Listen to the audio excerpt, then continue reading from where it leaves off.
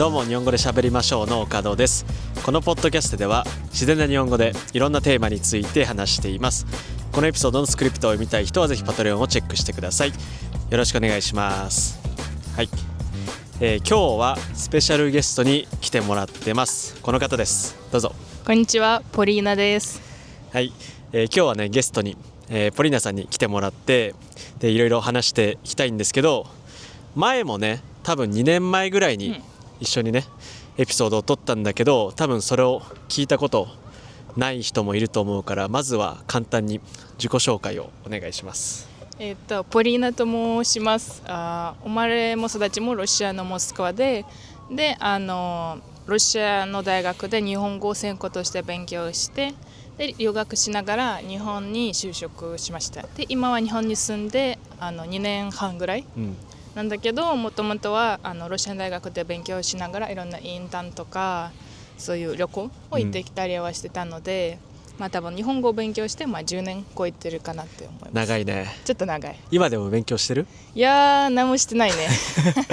もうね今ね日本に住んでてそれが勉強だからね。でもなんか知らない言葉とかあったらもう辞書でリサーチして、星マークはつけたりする。なるほどね。じゃあ机に座って勉強とかはしてないけど、しない。気になったらメモするぐらいか。そう、メモはする。なるほどね。でこのポリーナさんに前は日本の印象を、聞いたんだけど、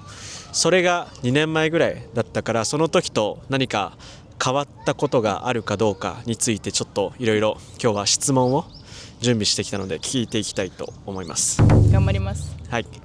でまずは日本の印象のいいところから話したいと思います。前ポリナは日本のいいところについてすごいメモしてる。そうメモしたのよ、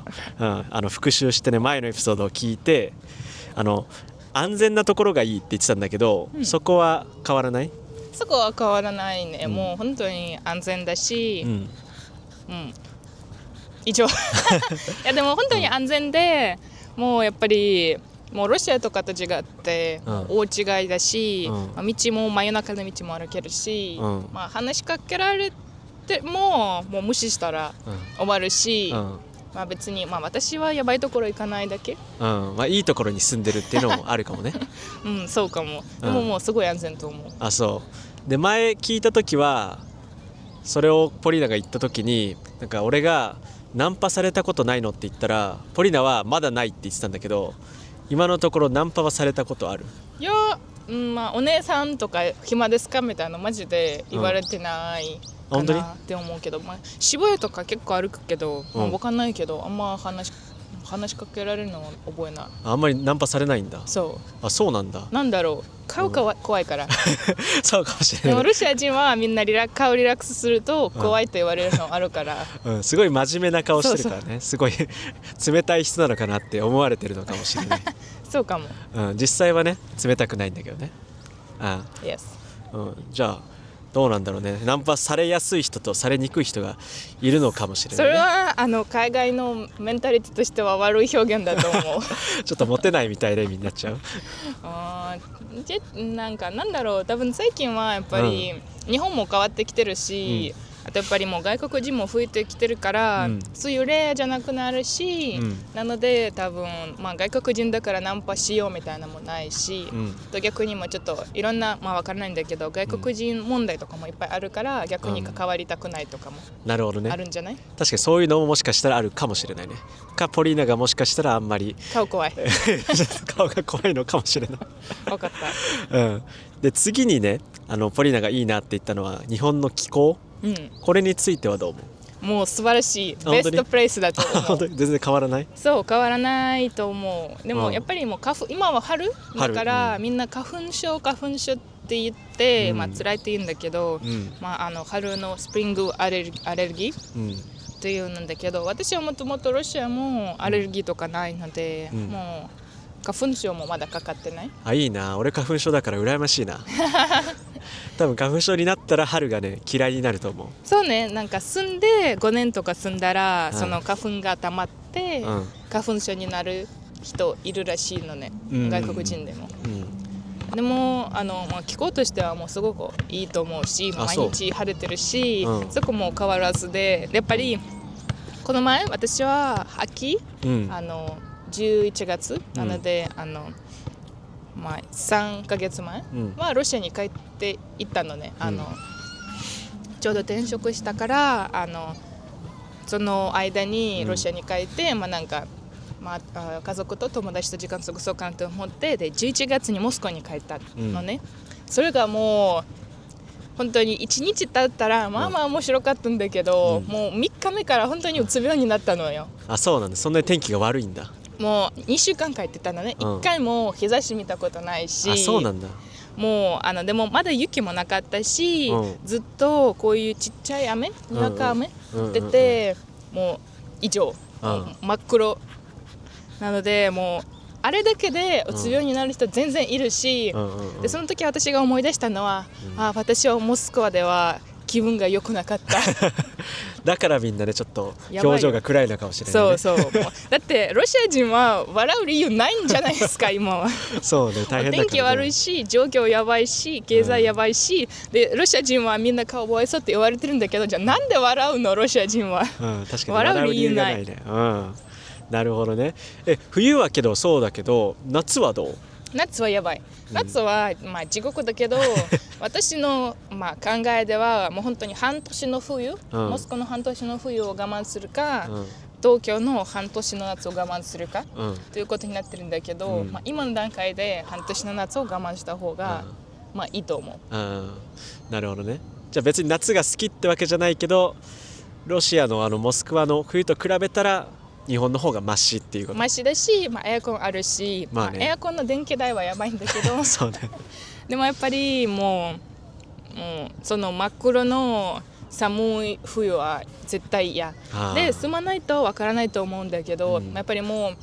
3月でもまだ暑いし全然マイナスだし、でももうみんな疲れ切ってる、もう本当に息苦しい。あ、そうでもう息苦しくて、もうこういうなんだっけ、ホワイトロトスとか、そういうちょっとトロピカルのドラマとか見たらもう楽になるぐらい、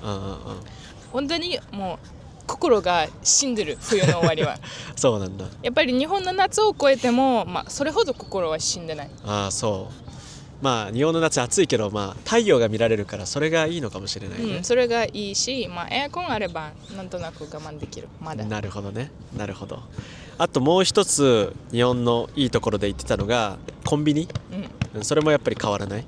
変わらないんだけど、ちょっと最近思うのはコンビニ飯飽きた。そうやっぱりね、コンビニ便利だけどしょっちゅう行ったら飽きちゃうよね。飽きちゃうし、あとやっぱりちょっと高いね。なんか前はもう奨学金で暮らしてたから、もうこうやってたのね、もう数えない、別に私のお金じゃないから今は給料もらうことになったら、もうやっぱりコンビニで毎日食べると、ランチとかちょっと高くなる、高くなるし、なんか食べてもなんかその空っぽなフードみたいな、なんか説明だけ、栄養は何も入ってない、空腹を満たすだけみたいな。そう、なんかお腹はいっぱいになるけど、もう何もいいものが、体に入ってない気がする、それで。確かにそんなに多分体には良くないよね。そうなので、コンビニはこういう24時間は物買えるのはすごいいい、は今までも思ってるんだけど、やっぱりコンビニフードはこういうサンドイッチだったりとか、最近はちょっと我慢しようとしてる、今朝チョコパン食べたじゃあそういう時は行くけどかなり頻度減ったじゃん。減ったと思う。なるほどね。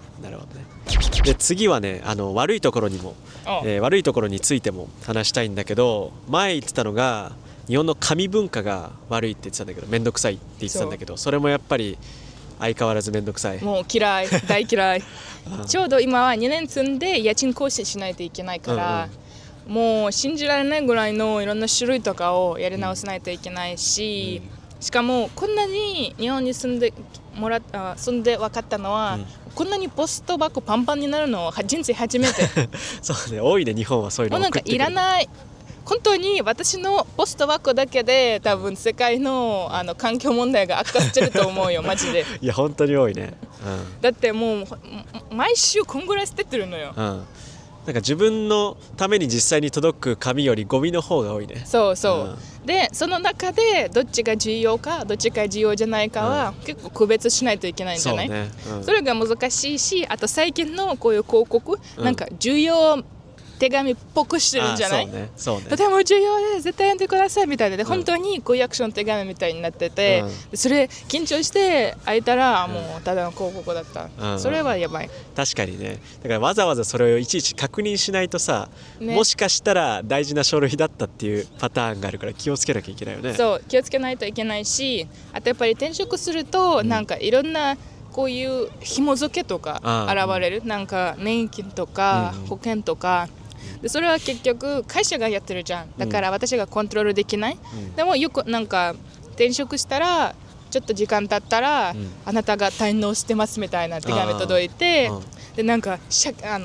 区役所に借金してるということ、なんか払ってない、でも何も知らないよ私が、全部払ってると思うけど、なんかその加入してた国民保険と会社の保険が1ヶ月半とか空いたから700円はあなた払ってないですよみたいなの。なるほどね、そういうことがあるのか。でそれのこういった画面が届いたのよ。やばいよ。いやそういうの本当に気をつけないとね、気づかないうちにね、なんか犯罪じゃないけどそういうのやってたら大きな問題になっちゃうからね。ね、なるし、そういうのはそういう細かいものをいっぱい全部なんかそれぞれの組織でそれぞれの種類を紐付けないといけない、すごいだるいと思う。そうね、めっちゃめんどくさいね。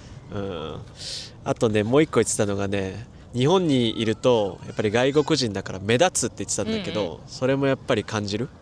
前住んでたところは結構目立ってた、ちょっと田舎だったけど、今住んでるのは都内、